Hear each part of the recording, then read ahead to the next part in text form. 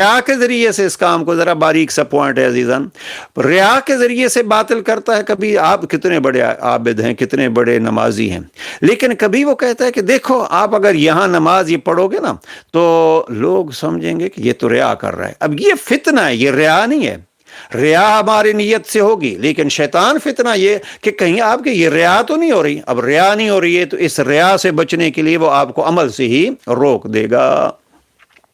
अब हमने कई दफ़ा ऐसे देखा है, सफ़र में एक शख्स है और नमाज का वक्त हो गया। अब मालूम है कि हम अगर अपनी मंजिल तक लेट करेंगे तो नमाज कज़ा हो जाएगी।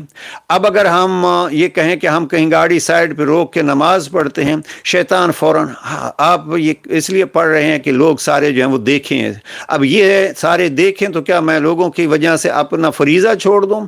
ये छोटी छोटी चीज़ें, ये फितने होते हैं शैतान के। बहरहाल हम बात क्या कर रहे थे कि मलाइका जो हैं वो